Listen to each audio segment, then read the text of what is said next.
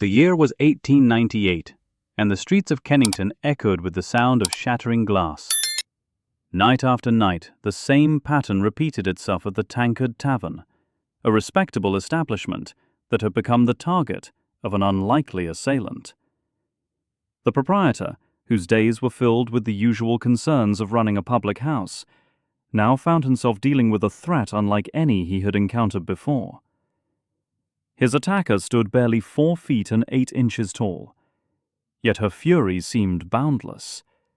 She had hurled bricks through his windows, screamed threats that made passers-by stop and stare, and promised violence that chilled him to his core. The woman who terrorized him was not some hardened criminal from London's notorious Underworld, but Charlotte Charlton, whose small stature belied the chaos she brought with her. The newspapers of the day painted her in harsh strokes as a violent menace to society, a destroyer of property, someone to be feared despite her diminutive frame. But who was this woman really? What series of events could transform someone into what the press called one of London's most dangerous criminals?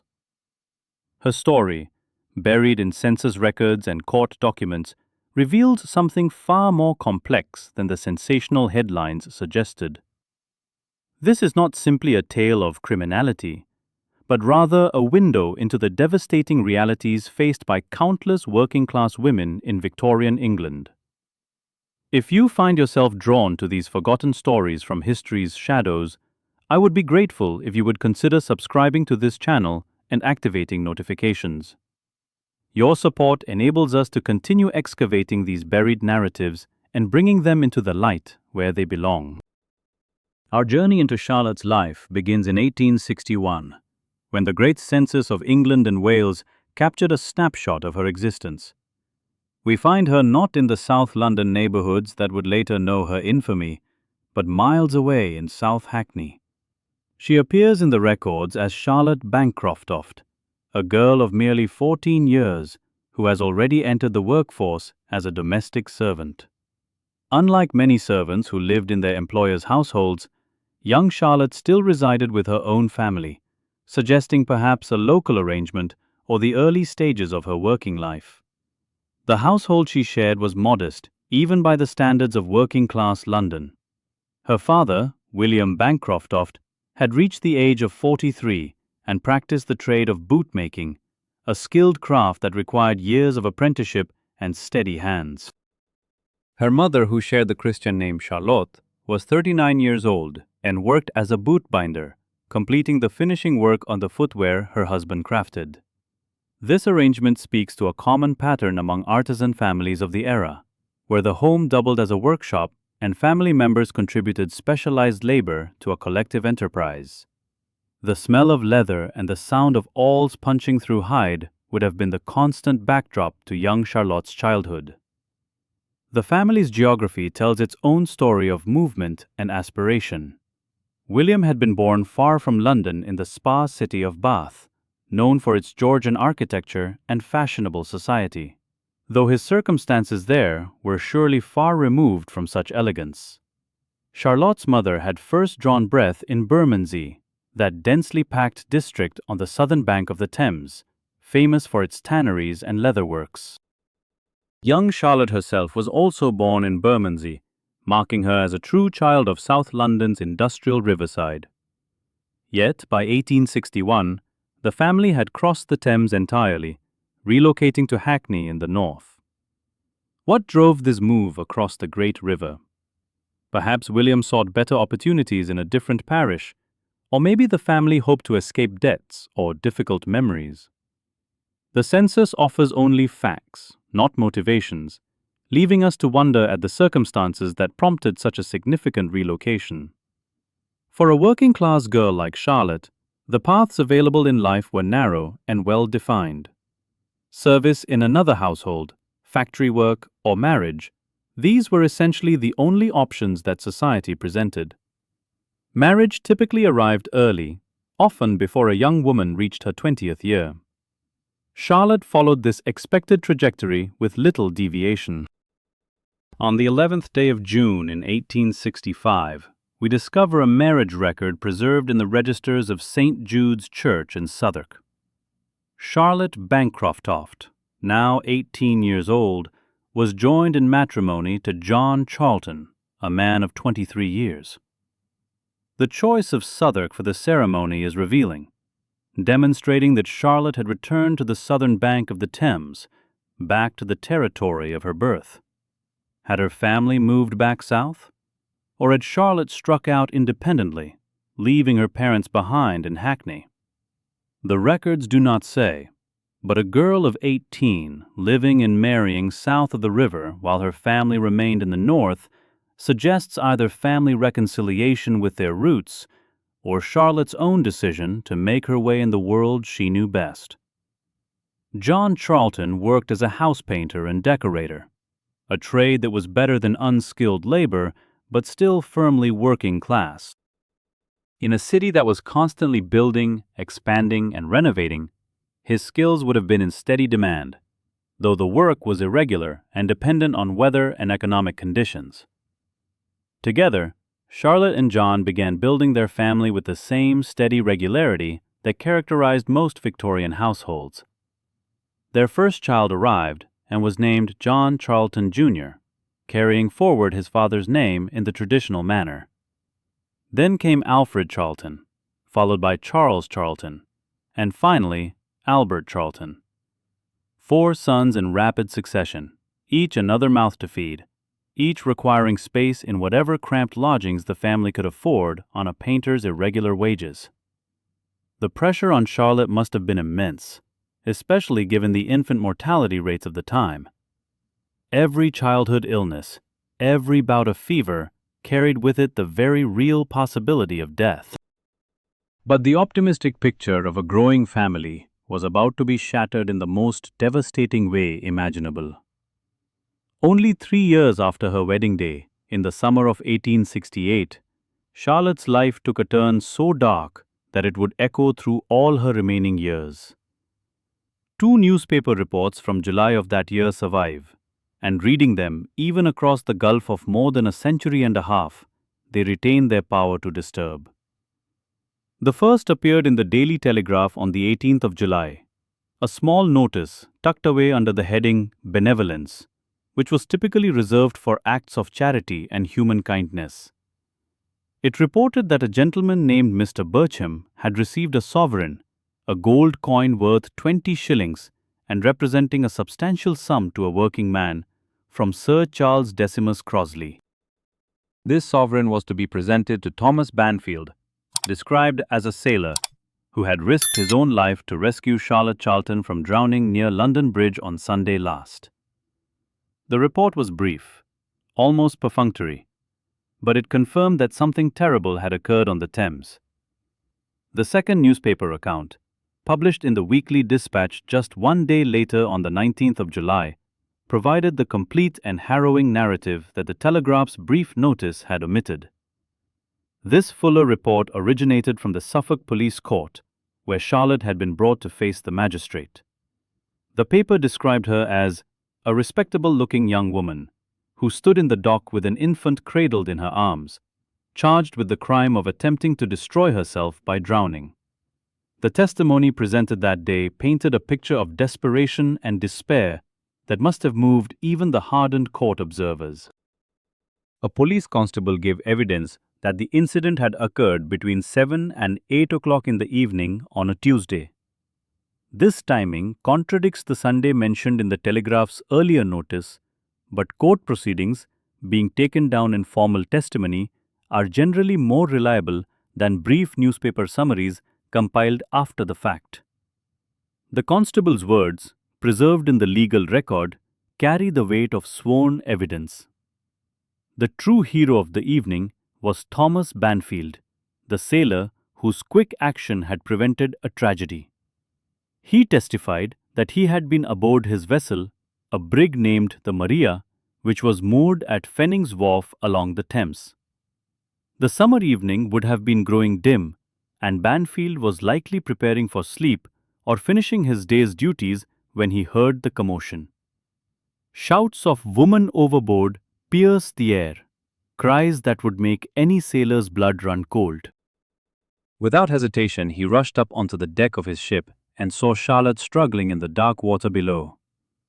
The Thames at that location was deep, its currents treacherous, filled with the refuse of the city and the traffic of countless vessels. Banfield did not pause to remove his clothing or even his boots. He simply threw himself into the river, fully dressed, pushing through the water to reach Charlotte. The cold shock of the Thames, even in summer, must have been intense. He managed to grasp her and keep her head above the surface, though in the struggle, he lost both his boots and his cap to the hungry river. They thrashed in the water together, Charlotte perhaps still fighting against rescue, until finally a lifebuoy was thrown from the wharf and they could both be hauled to safety. Charlotte was taken immediately to hospital, her clothes sodden, her body trembling from cold and shock, and whatever darkness had driven her to that desperate act. When the magistrate asked her why she had jumped into the Thames, Charlotte's response was simple and heartbreaking. She said she was very sorry, that a quarrel with her husband had been the cause of her action.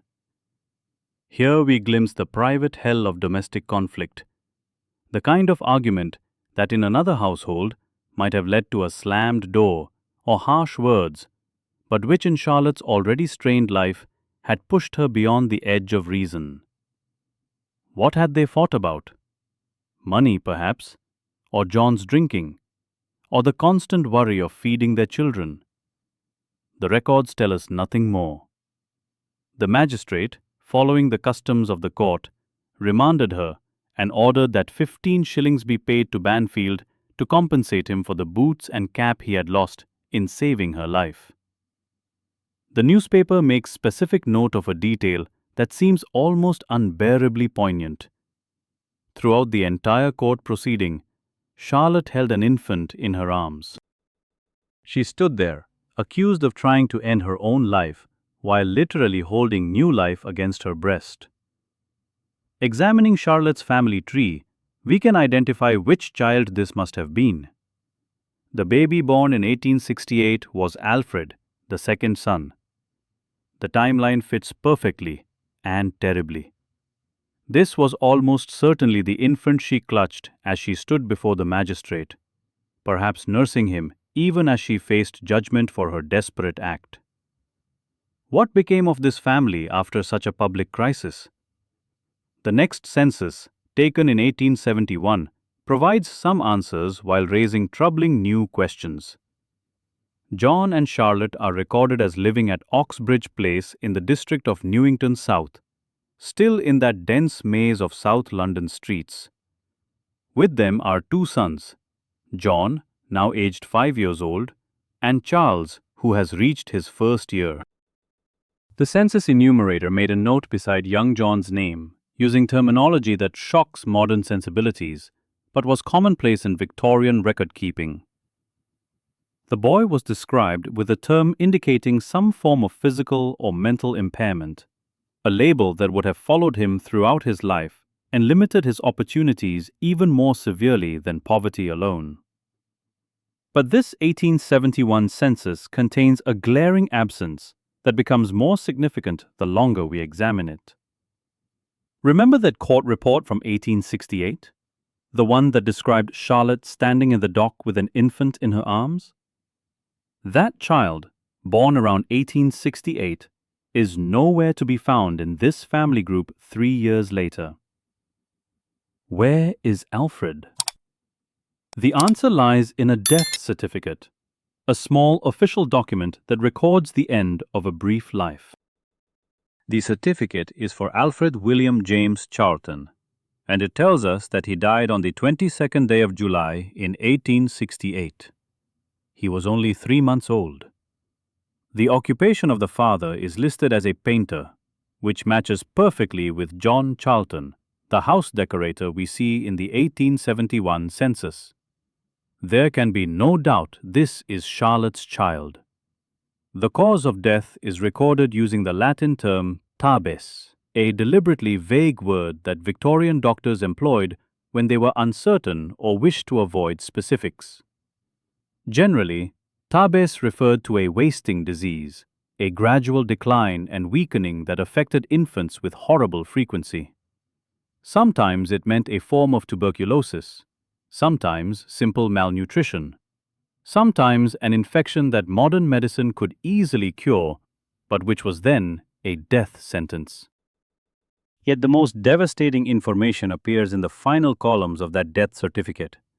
Details that transform this from a simple record of infant mortality into something far more tragic. Alfred died not at home, but in the workhouse. Charlotte herself was present at his death, and her place of residence is also recorded as the workhouse in Bermondsey. The workhouse, that dreaded institution that haunted the nightmares of the Victorian poor, where families were separated and conditions were deliberately made harsh to discourage the destitute from seeking aid. Now consider the chronology carefully. The newspaper reports about Charlotte's rescue from the Thames appeared on the 18th and 19th of July in 1868, describing events that had occurred only days earlier, perhaps on the 15th or 16th. This death certificate is dated the 22nd of July, 1868. Everything happened within a single week. First came the quarrel with John, an argument so severe it pushed Charlotte to desperation. Then the jump into the Thames with her baby, perhaps intending to take Alfred with her into death, or perhaps leaving him with someone before she ran to the water. Then came the rescue by the brave sailor Banfield, the night in hospital, the court appearance where she stood with sick little Alfred in her arms, and finally, perhaps only days later, watching that same baby die in the grim surroundings of the Bermondsey workhouse. All of this compressed into one terrible week in July. It creates an almost unbearable picture of a woman crushed beneath the weight of poverty, grief, and despair. She had reached for death in the Thames, been pulled back, and then forced to watch her infant son slip away despite everything. No wonder the years that followed would see her descend further into darkness. The historical trail grows quiet after 1871. For nearly a decade, Charlotte disappears from the public record. We can imagine those years were filled with a daily struggle for survival, perhaps occasional work as a laundress or charwoman, perhaps periods of greater or lesser desperation. But in 1880, she suddenly reappears in the newspapers, and the story is disturbingly familiar. The Morning Post published a report detailing a case at the Mansion House Police Court. It stated that a middle-aged woman named Charlotte Bancroft had been charged with attempting to drown herself at London Bridge. The location was almost exactly where she had jumped 12 years earlier. The pattern repeated itself with eerie precision. On a Tuesday afternoon, she ran down the stone steps that led to the Thames and threw herself into the water. A young gentleman, whose name was not recorded, leaped in after her and managed to pull her to safety. When questioned by the police constable, Charlotte declared that she was determined to accomplish what she had attempted, showing no gratitude for her rescue and no remorse for her actions. A key witness in this case was described as a woman who lived in the same house as Charlotte.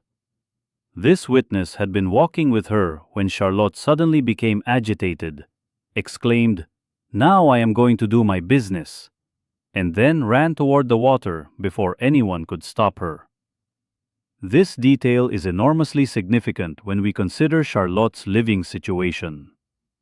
Back in 1871, according to the census, Charlotte had been living with her husband John, their children, and her mother in what appeared to be a stable, if impoverished, family unit.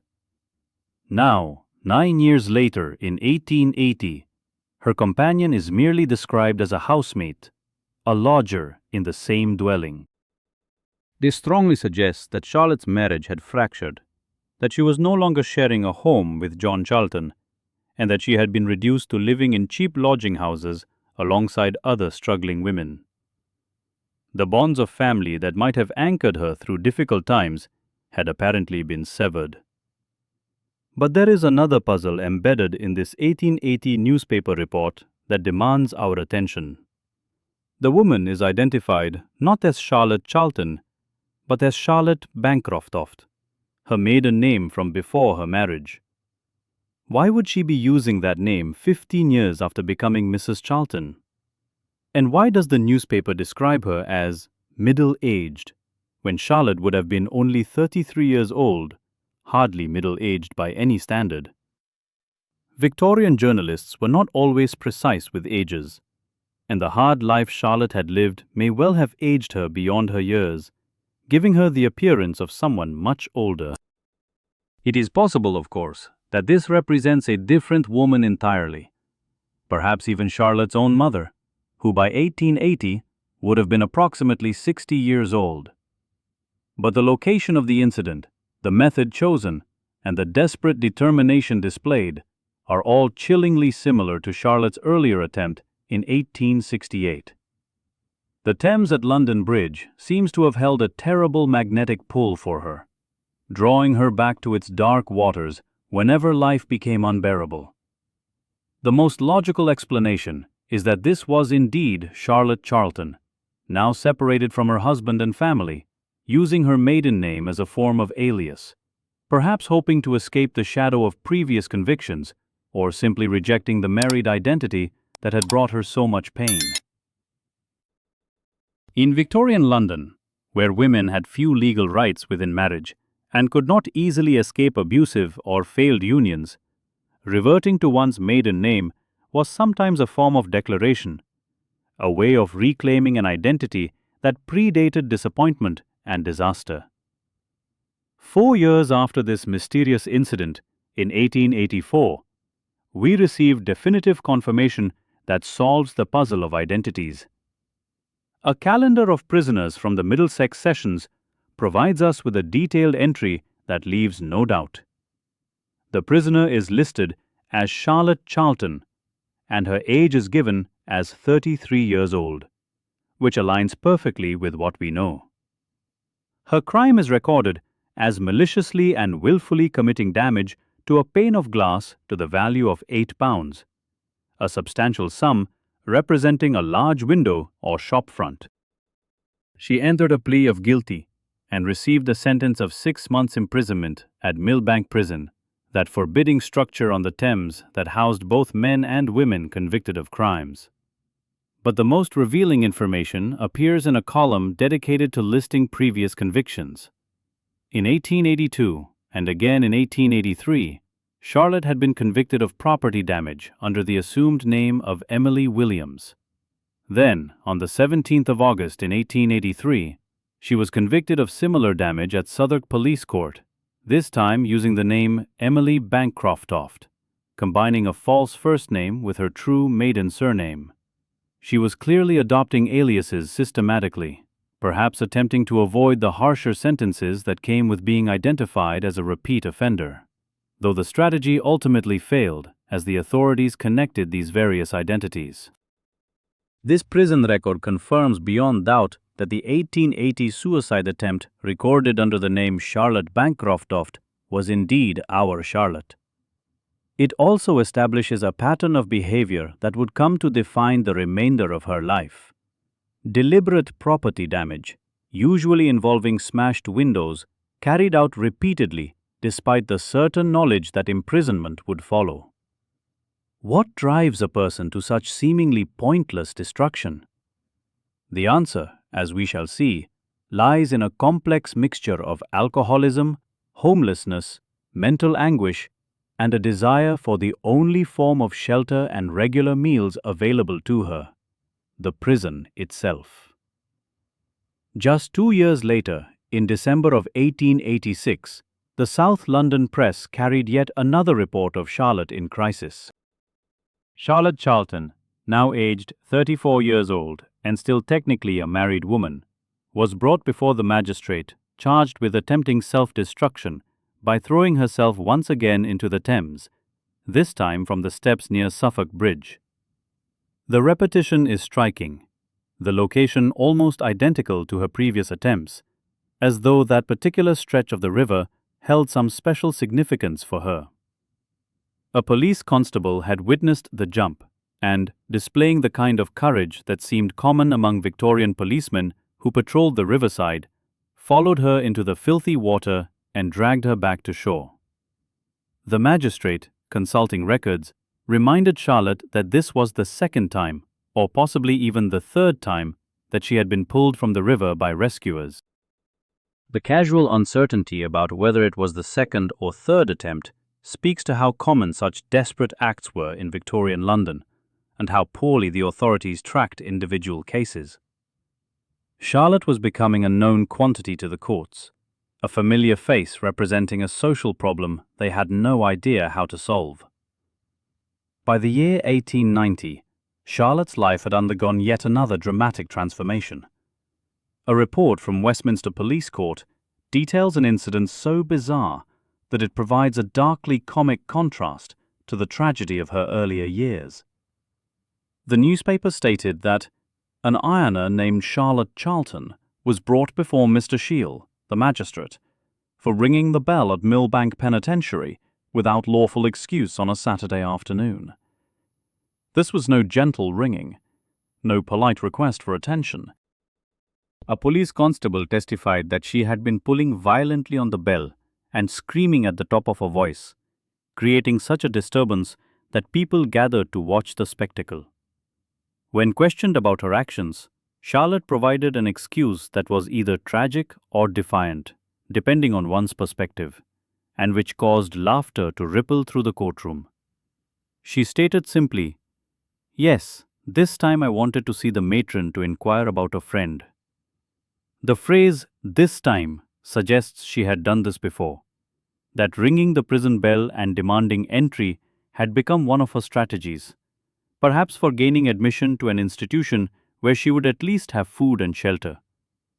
The laughter of the court observers reveals the callousness with which such desperate acts were viewed by those who had never known similar deprivation.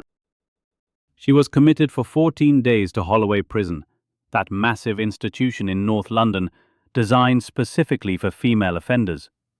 What stands out in this report is the occupation listed for Charlotte: ironer. This tells us that despite everything, despite her repeated imprisonments and suicide attempts and obvious struggles with alcohol, Charlotte had maintained a trade skill. Ironing was grueling work, standing for hours in hot, steamy rooms, pressing clothes and linens, but it was skilled labor that paid better than scrubbing floors or hauling water. The fact that she could still claim this occupation suggests she worked when she could, perhaps in laundries or in private households, cycling between periods of employment and periods of drunkenness and imprisonment. The 1891 census, taken just a few months after the Millbank bell-ringing incident, reveals precisely how much Charlotte's domestic situation had deteriorated. She no longer appears in any household with John Charlton or any of her sons. Instead, we find her listed as Charlotte Charlton, aged 38, residing as a lodger at number 50 Wilcox Road in Lambeth. She shares these lodgings with another woman, Caroline Taylor, who is recorded as a widow. The house was likely one of those cramped South London terraces that had been subdivided into multiple units, each room rented to a different tenant, with shared facilities and minimal privacy. Charlotte's marital status in the census is still given as married, because Victorian bureaucracy recognized no such thing as a divorced working-class woman unless formal proceedings had occurred, which was prohibitively expensive. But she was clearly living apart from her husband, existing on the margins of respectable society. Her occupation is once again listed as ironer, confirming the 1890 court report and showing that this was her consistent trade when she was sober enough to work. She had become part of London's vast army of casual female labourers, those women who moved between lodging houses and workhouses, who took work when they could find it, and survived as best they could when employment dried up. It was a precarious existence, one that offered no security and no hope of improvement, only the daily struggle to earn enough pennies for a bed and a meal. From this point forward, Charlotte's life appears to spiral ever deeper into chaos and self-destruction. The pattern that had been emerging, property damage alternating with suicide attempts, now intensifies and takes on a more focused character. She develops what can only be described as an obsession with a particular establishment, the Tankard Tavern in Kennington, and its unfortunate manager. In 1892, barely a year after that census recorded her living quietly in Wilcox Road, we encounter a newspaper report that carries the ominous headline, "A Dangerous Woman." The article appeared in the Lambeth Police Court proceedings and represents a significant escalation in both Charlotte's behavior and the legal system's response to her. She was initially charged with being drunk and disorderly, a common enough offense in Victorian London that usually resulted in a small fine or a few days in jail. But this time, there was something more sinister lurking beneath the surface charge. A solicitor representing the Licensed Victuallers Society rose to address the court. This society was a powerful organization that protected the interests of publicans and tavern owners, and their involvement indicated that Charlotte had become more than just a nuisance. The solicitor announced that there was another summons pending against her, this one for making threats against Mr. Rushton, who managed the Tankard Tavern in Kennington. But the solicitor did not simply present the legal facts. He launched into what can only be described as a character assassination, calling Charlotte a most violent and dangerous woman who had already, on 4 or 5 separate occasions, smashed windows at the public house, receiving prison sentences each time. The report continued with even more alarming details. The solicitor described how Charlotte, upon being released from jail just a few days prior to this court appearance, had gone directly to the Tankard Tavern. She came armed with a brick, which she hurled at a plate-glass window, attempting to shatter it. When Mr. Rushton himself seized her to prevent further damage, Charlotte made a threat so serious that it elevated her from mere vandal to genuine menace. She swore upon oath, the solicitor testified, that she would throw vitriol upon him. Vitriol was the Victorian term for sulfuric acid, a substance that was unfortunately easy to obtain as it was used in various industrial processes and could be purchased from chemists. Throwing vitriol in someone's face was one of the most feared attacks in Victorian England, as it caused hideous, permanent disfigurement and often blindness. It was associated particularly with revenge attacks and was considered a crime of extreme malice. For Charlotte to threaten this represented a level of rage and desperation that went far beyond property damage. The magistrate, recognizing the severity of the situation, ordered that Charlotte be held in custody for medical examination. This was a significant decision, suggesting that the court suspected she might be insane rather than simply criminal. Victorian law made provisions for those deemed to be of unsound mind, and if Charlotte had been certified as insane, she might have been sent to an asylum rather than a prison. The outcome of this examination is not recorded in the immediate report, but what follows suggests she was found legally sane, however troubled her mental state might have been. The court also heard about Charlotte's extensive history with the institution. A wardress from one of the prisons where Charlotte had previously been held appeared before the magistrate, carrying a long list of her previous convictions. We can imagine this list being unrolled like a scroll, entry after entry, documenting years of repeated offences, each one leading to imprisonment, release, and then the cycle beginning again. The sheer length of this criminal record must have made an impression on everyone present in the courtroom. This time, the sentence reflected the court's frustration and concern.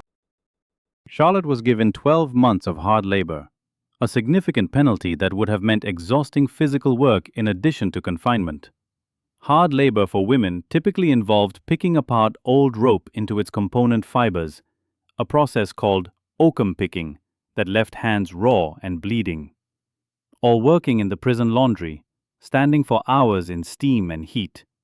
Ironically, the same trade Charlotte practiced on the outside. Why had Charlotte developed this particular fixation on the Tankard Tavern and its manager?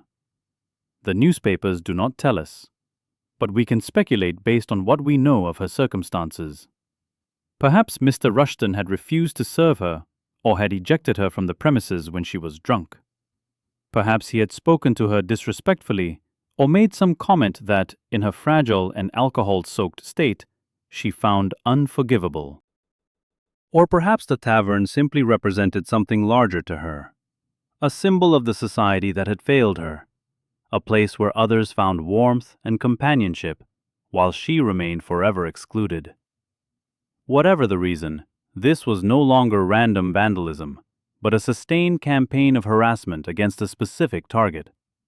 Charlotte had chosen her enemy, and would return to attack him again and again, undeterred by arrest, imprisonment, or the increasing severity of her sentences. This single-mindedness suggests something beyond simple drunken rage. There was an element of deliberation here, a conscious choice to wage war against this particular establishment, no matter what the cost to herself. The turn of the century arrived, bringing with it the 1899 Christmas season and the dawn of 1900. But for Charlotte, the new century offered no fresh start, no possibility of redemption. When the 1901 census was conducted, enumerators fanned out across the country to record the location and circumstances of every person in the realm. Where would we find Charlotte Charlton? Not in a family home surrounded by children and grandchildren, not even in a lodging house like the one in Wilcox Road where we had found her 10 years earlier. The most logical place to search for someone with Charlotte's history was within the prison system itself, and that is precisely where the census takers found her. The 1901 census records Charlotte, now aged 49 years old, her marital status still listed as married, though John Charlton was nowhere in her life, as an inmate at Wormwood Scrubbs Prison. This massive institution in West London opened only in 1891 and built partially by convict labor, housed both those awaiting trial and those serving sentences. It was a relatively new prison, constructed according to modern principles, but it was still a prison, with all the deprivation and regimentation that implied. Even here, in this vast state institution designed to strip away individuality and impose conformity, Charlotte retained her identity as a skilled worker. Next to her name, the census enumerator recorded her occupation, ironer. This trade followed her both inside and outside the prison walls. Prison authorities valued inmates with such skills, as they could be put to work in the prison laundry, producing income for the institution while theoretically learning habits of industry that might reform them. For Charlotte, it meant she was doing in prison essentially the same backbreaking work she did when free, except without pay and without the ability to spend any wages on drink. Release from Wormwood Scrubbs did not bring about any change in Charlotte's behavior or circumstances. As you might expect from someone caught in such a destructive cycle, she emerged from prison and almost immediately returned to her old patterns. In July of 1902, the Morning Leader newspaper published a brief item that managed to be simultaneously darkly comic and profoundly sad. The headline read, "Come not to stay," a sardonic reference to Charlotte's brief periods of freedom. The article reported that on a Friday, Charlotte Charlton appeared at the Tankard Tavern and announced, "I've come." She then promptly smashed a water jug, an act of casual destruction that seems almost absurd in its pettiness. But the newspaper noted that she did this specifically to celebrate her release from jail, as though breaking property at the Tankard had become a ritual for her, a way of marking her return to the world outside prison walls. Perhaps in her confused and alcohol-damaged thinking, she saw this as a form of homecoming, returning to wage her private war against Mr. Rushton and his establishment. The pattern continued with depressing regularity throughout the remaining years of Charlotte's life. The cycle had become so predictable that court reporters barely bothered to elaborate on the details anymore. Charlotte would emerge from prison, make her way to the Tankard Tavern, commit some act of vandalism or violence, and be arrested again.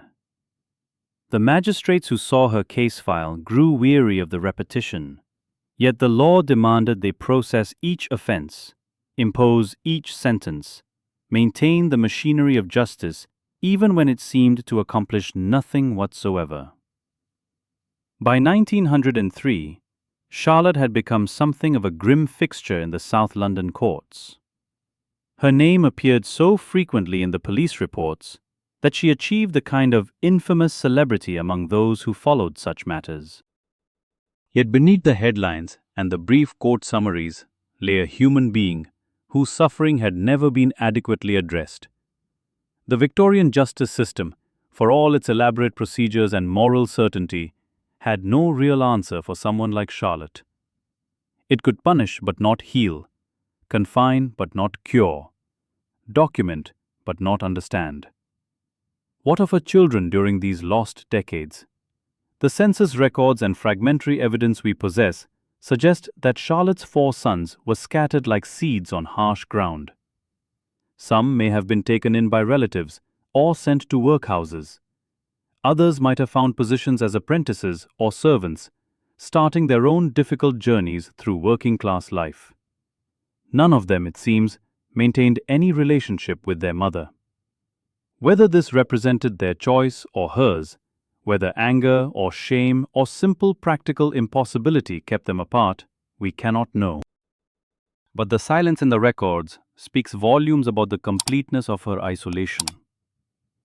The irony of Charlotte's situation would not have been lost on social reformers of the period had they chosen to examine her case closely. Here was a woman whose occupation, when she was sober and free, was ironer, someone who made her living restoring order and cleanliness to other people's linens. Yet her own life had become irreparably disordered, stained beyond any possibility of cleaning or pressing smooth. The same hands that could transform a crumpled sheet into something neat and presentable could not restore her own existence to any kind of acceptable order. We find Charlotte's name one final time in the 1911 census. The last such enumeration before the Great War would transform British society forever. She was now 59 years old, a woman who had spent perhaps half her adult life behind bars. Once again, the census enumerators found her not in any ordinary dwelling, but in an institution. This time it was not Wormwood Scrubs, but another of London's vast prisons. Her occupation remained listed as ironer, that persistent identifier that followed her through every document, as though society insisted on remembering that she had once been useful, once possessed a respectable trade, even as it continuously punished her for the ruin she had become. The precise date of Charlotte's death remains uncertain, lost in the same archival gaps that swallowed so many details of her existence. Perhaps she died in prison, among strangers, attended only by a prison doctor who noted her passing in a logbook with bureaucratic indifference. Perhaps she experienced one final release and died in some cheap lodging house, her body discovered only when the rent came due. Or perhaps, though this seems least likely, she somehow survived into old age, living into the 1920s or even 30s, a relic of Victorian misery persisting into the modern world. The records simply do not tell us. What we can say with certainty is that Charlotte Charlton's life illuminates the darkest corners of Victorian society. Her story reveals the complete absence of support systems for women who found themselves abandoned and destitute. When her husband John disappeared, there was no government assistance, no social safety net, nothing to prevent her and her children from sliding into absolute poverty. The only option available to desperate women was the workhouse, that feared institution that deliberately made poverty so unpleasant that people would do anything to avoid it. Her descent into alcoholism, while personally catastrophic, was also perfectly understandable given her circumstances. Gin was cheap, readily available, and offered temporary oblivion from hunger, cold, despair, and the constant gnawing awareness of having failed one's children. For women especially, who faced limited employment opportunities and carried the burden of childcare, alcohol became both symptom and cause of their continued destitution. Charlotte drank to escape her circumstances, and her drinking ensured she could never escape them. The obsessive focus on the Tankard Tavern and its manager speaks to something deeper than simple vandalism or drunken rage. In her damaged mind, this establishment became symbolic of everything that had been denied to her.